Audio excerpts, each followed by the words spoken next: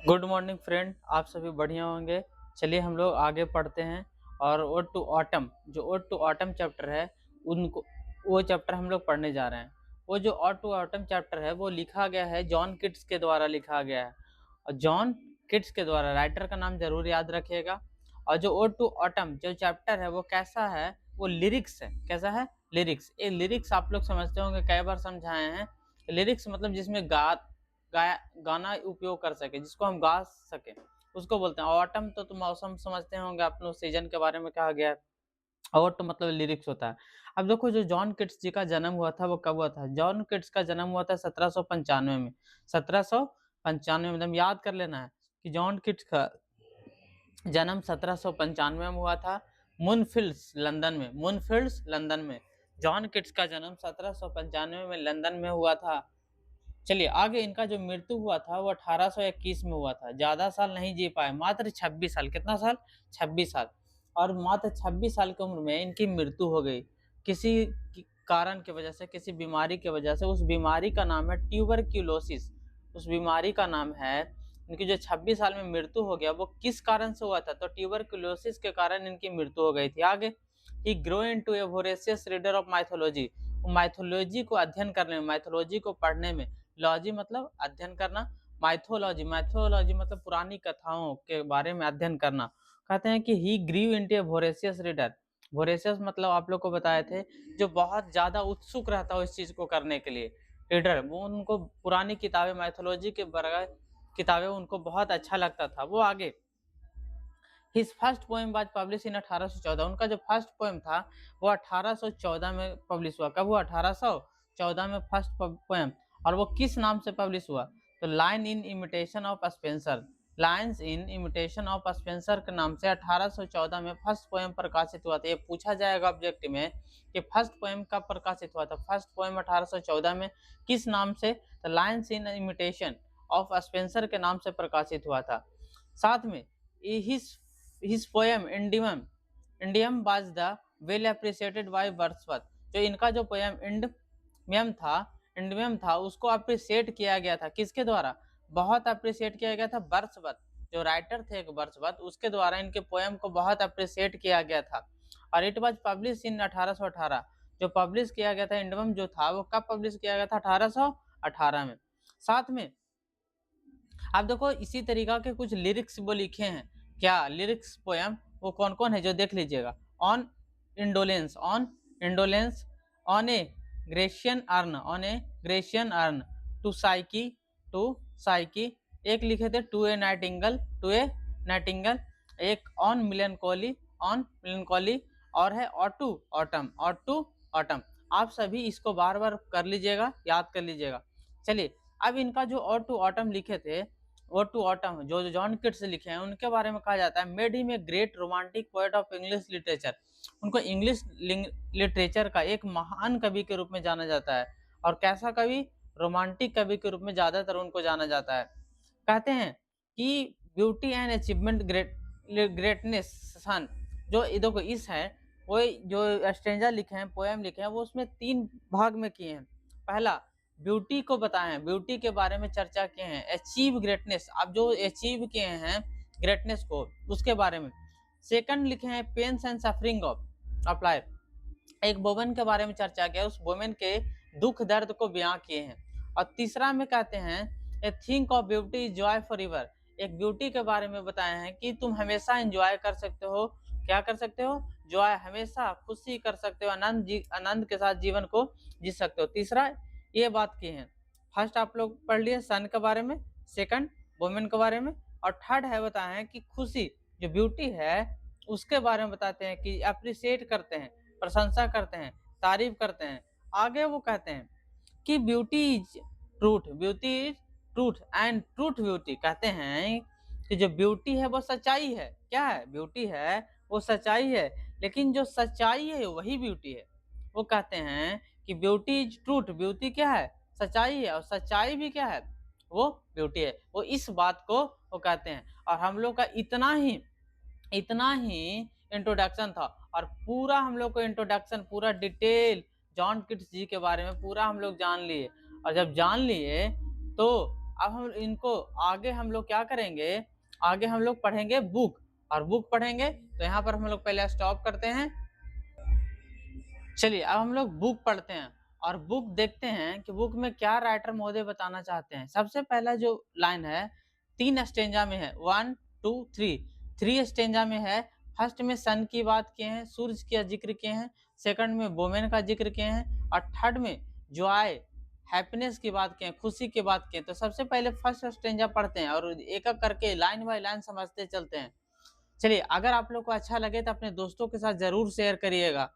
Share करने में आप लोग कंजूसी बहुत करते हैं, शेयर जरूर करिएगा। आगे कह रहे हैं सीजन ऑफ मिस्ट एंड मिलो फ्रूटफुलनेस। देखो वो कह रहे हैं कि सीजन ऑफ मिस्ट, जो सीजन ऑफ मिस्ट होता है जब मौसम आती है धुंध की, कुहासे की, तो उसमें क्या होता है मिलो फ्रूटफुलनेस, जो फल होता है उसमें स्वाद आ जाता है, मीठापन आ जाता है पूरी तरीका से। उसमें क्या आ जाता है, मीठापन आ जाता है, स्वाद आ जाता है। वो इसकी बात करते हैं कि पूरी तरीका से मिलो आ जाता है। आगे वो कहते हैं पूरी तरीका से पक जाता है। आगे कहते हैं कि close bosom friend of the maturing sun, जो दोनों दोस्त होते हैं, जो ऑटम सीजन के बारे में बात करते हैं कि क्लोज फ्रेंड मतलब सगा दोस्त नहीं होते हैं, बचपन का दोस्त, उसको कहते हैं कि close friend of the maturing sun. Sun का दोस्त होते हैं, कौन होते हैं, जो मिस्ट कुहासा आती है तो कुहासा कौन लेके आते हैं, ऑटम सीजन लेके आते हैं, तो वही ये दोनों ऑटम सीजन और सन दोस्त है। आगे कहते हैं कि conspiring with him how to load and bless, कहते हैं कि इन लोग दोनों षड्यंत्र करते हैं। कंस्पायरिंग मतलब होता है षड्यंत्र करना, यहाँ पर किसी के साथ षड्यंत्र नहीं कर रहे हैं, मतलब प्लानिंग दोनों का कर रहे हैं कि अपने साथ में कि तू लोड एंड ब्लेस, वो कैसे फल को पेड़ में बहुत ज्यादा लोड कर दिया जाए, मतलब और ब्लेस उसको ब्लेस कर दिया जाए कि बहुत ज्यादा उसमें लोड हो जाए, वो इस तरीका की बात करते हैं। विथ फ्रूट, किससे, फ्रूट से, जो वाइन है, अंगूर की लताएं होती है, जो भी होती है, पंपकिन की लौकियां होती है, उसमें कह रहे हैं कि राउंड द थैचेस इवन रन, जो तो कहने का मतलब है कि जो छप्पर होता है, एक छप्पर, सिंपल बात समझिए, एक छप्पर है और छप्पर के नीचे से जो भरा हुआ होता है तो उसी को छिपने की बात कर रहे हैं। कह रहे हैं कि the fruit vines round the thatches events run,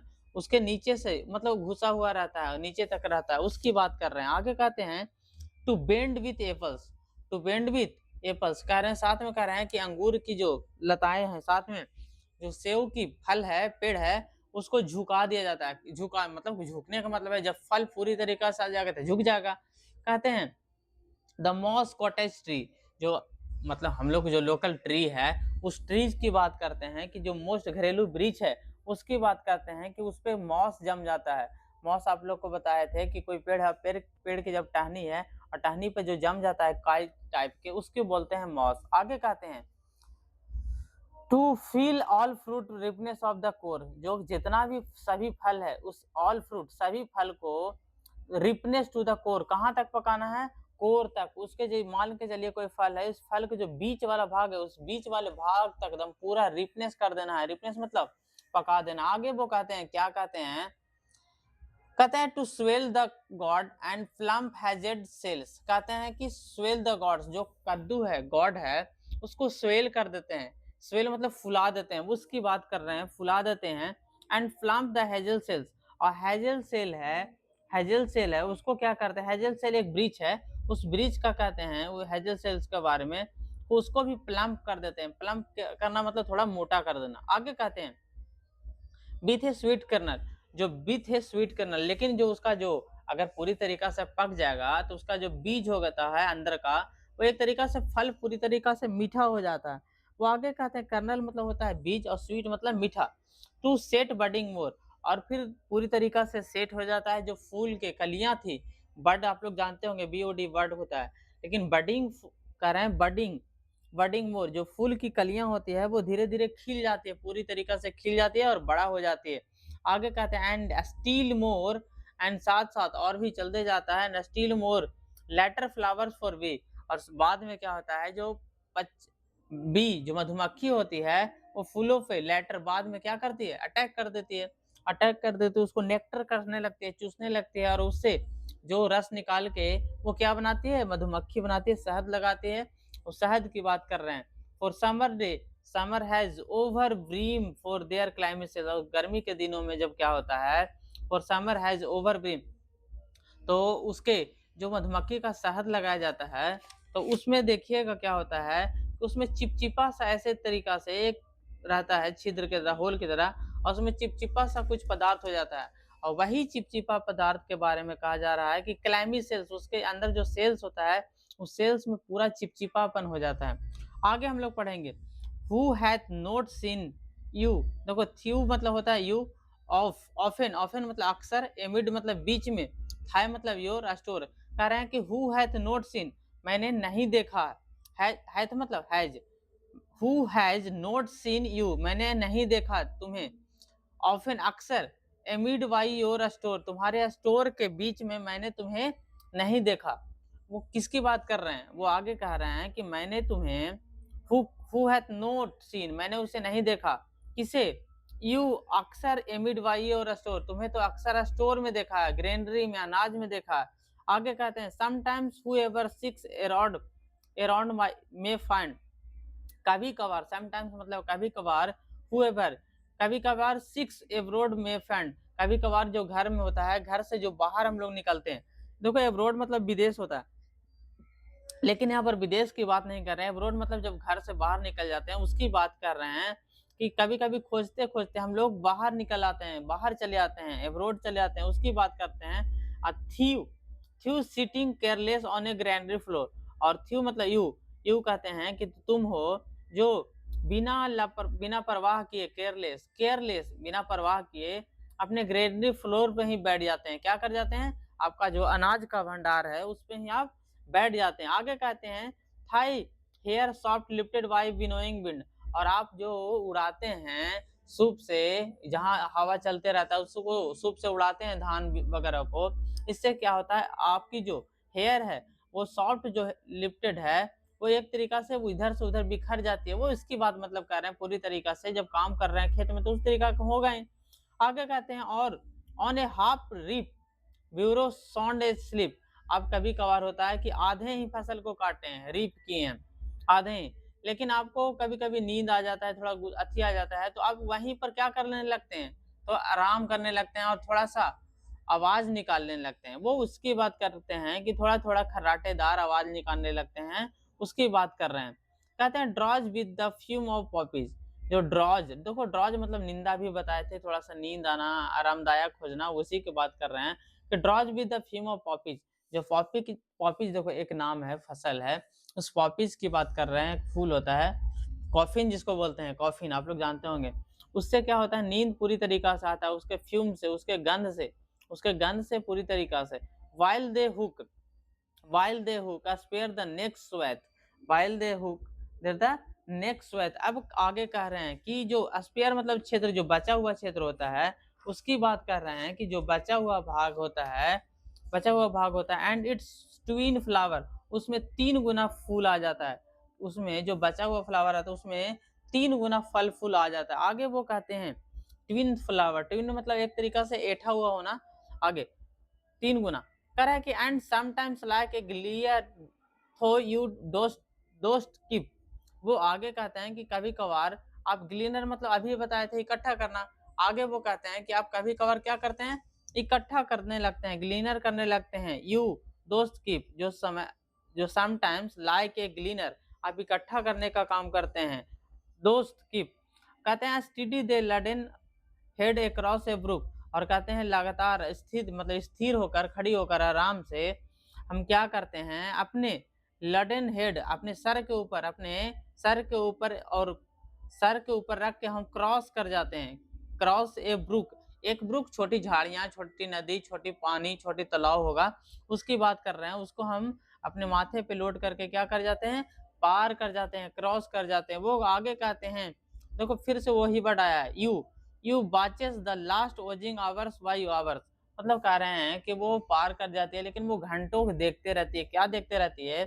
जो ओजिंग मतलब हम आप लोग को बताए थे, वो घंटों जो रस निकलता है सेव का, वो उसको आराम से देखते रहती है, देखते रहती है। तो वही बात कर रहे हैं कि you watches the last watching hours ever, घंटों आप उस चीज को देखते रहते हैं।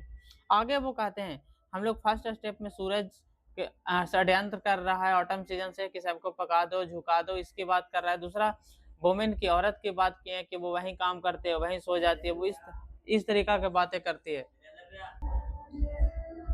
अब देखो सेकंड पैराग्राफ के बाद हम लोग थर्ड पैराग्राफ में चलेंगे। सेकंड में तो कहिए दिए कि जामा करने की बात करते हैं और साथ ही साथ वो जो वुमेन होती है व्हाइल दे हुक अपने हुक से, अपने हुक किसको बोलते हैं, अपने जो हँसुआ कटनी होते हैं उसको कहते हैं कि वहीं पे रख देती है, आराम करती है, वहीं पे सो जाती है। मतलब इसकी बात कर रहे हैं, एक वुमेन के लाइफ के बारे में थोड़ा-सा वो बताना चाह रहे हैं। आगे वो अब कहते हैं थर्ड पैराग्राफ में क्या करते हैं, थर्ड पैराग्राफ में हम लोग देखेंगे कि वो पूरा क्या एक्सप्लेन करते हैं। कहते हैं where are the song of spring ay ay where are they देखो वो कह रहे हैं कि जो ऑटम सीजन आ गया, where are the songs of spring, spring का जो सीजन आ रहा है उस सीजन का आपका सॉन्ग कहाँ है, सॉन्ग कहाँ है बताइए। ए बेयर आर दे वो इस तरीका की बातें आपसे कह रहे हैं कि कहाँ है बताइए बताइए आपका सॉन्ग पे, कह रहे हैं थिंक नोट ऑफ देम, हम ऐसा सोच नहीं पा रहे हैं, नहीं देख पा रहे हैं, थिंक नोट ऑफ देम उनमें से कोई नहीं है। कहते हैं you hast thy music too, कह रहे हैं कि यू हैस्ट मतलब जल्दी, थोड़ा सा हैज, कह रहे यू म्यूजिक टू, तुम भी म्यूजिक सुनाओ, कहाँ है म्यूजिक, वो इस तरीका के म्यूजिक की बात कर रहे हैं। इसमें एक तरीका से मान के चलो तो म्यूजिक धुन सुर की बात करेंगे, साउंड की बात करेंगे, जरूरी नहीं है इंसान की बात, हर तरीका के। आगे कहते हैं while barred clouds bloom the soft dying day, कहते हैं कि वाइल जबकि बेयर जो क्लाउड बादल्स होता है वो बेयर मतलब नगण्य होता है, बेयर नगण्य होता है, तो bloom the soft dying day, वो फिर दिने दिन क्या होता है, जो फूल की कलियां होती है जो खिली हुई थी वो धीरे धीरे वो डाई करने लगती है, उसका दिन धीरे धीरे ढलने लगता है, वो धीरे धीरे क्या होने लगता है, उसमें प्राण जो है वो धीरे धीरे खत्म होने लगता है, सॉफ्ट डाइंग डे, वो धीरे धीरे क्या होने लगता है, खत्म होने लगता है। कहते हैं and touch the stubble plains with rosy hue, कह रहे हैं साथ में और टच करते हुए स्टेबल प्लेन्स मतलब क्या होता है, आप लोग समझते होंगे। स्टेबल मतलब देखो जो घास गेहूं होता है, गेहूं के जो पार्ट हम लोग काट लेते हैं, गेहूं उसका जो थोड़ा सा पार्ट जिसका भूसा बनता है उसको बोलते हैं स्टेबल प्लेन्स विथ रोजी ह्यू। अब जो और बात कर रहे हैं कि रोजी ह्यू बता रहे हैं कि जो गुलाब गुलाब का जो पौधा वगैरह है उसकी रंग, ह्यू मतलब तो रंग होता है, उसकी गुलाब की बात कर रहे हैं, उसको भी डंटी से तोड़ लिया जाता है, उसकी बात कर रहे हैं।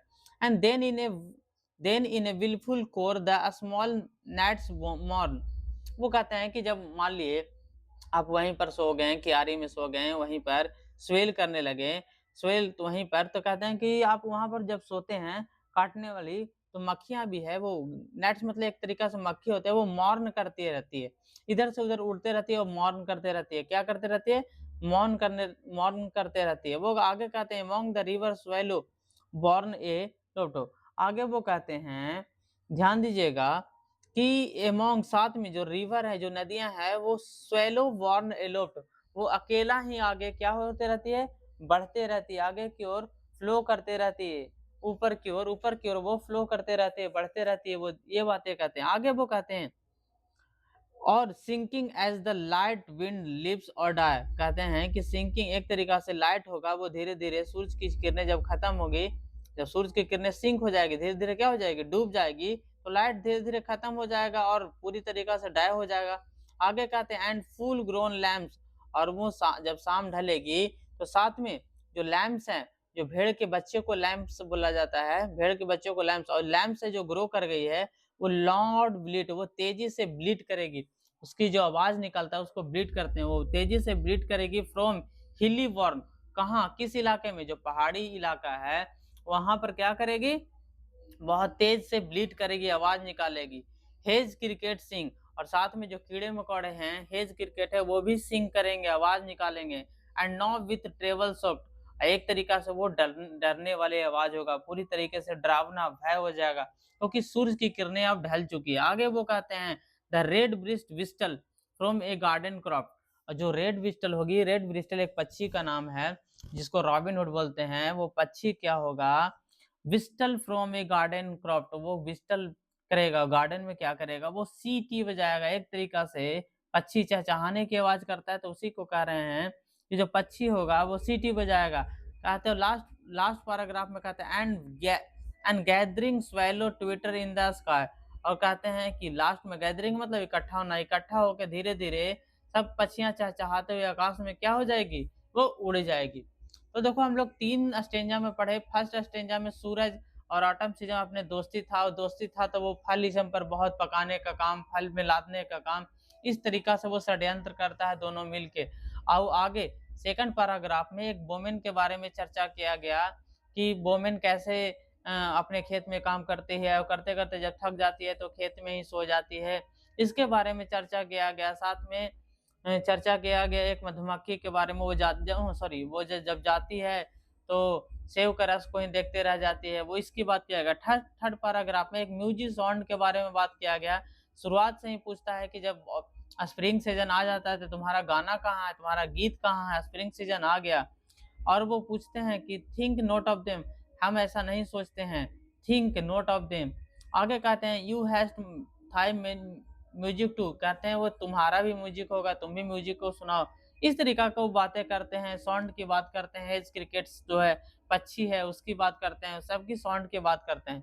तो आप लोग को समझ में आएगा और जो चीज़ें हैं क्वेश्चन आंसर वगैरह, फिल इन द ब्लैंक्स वगैरह, ट्रू फॉल्स वगैरह, वो सभी हम लोग सेकंड पार्ट अगला जो क्लास पढ़ेंगे उसमें हम लोग करेंगे। और आप लोग को जब समझ में आया होगा, समझ में बढ़िया तरीके से आ रहा है तो आप लोग शेयर करने से कतराइए नहीं, शेयर ज़रूर करिए और लाइक भी करिए और कमेंट भी करिए। That's all, thank you. यहाँ तक क्लास अगर देखे होंगे तो।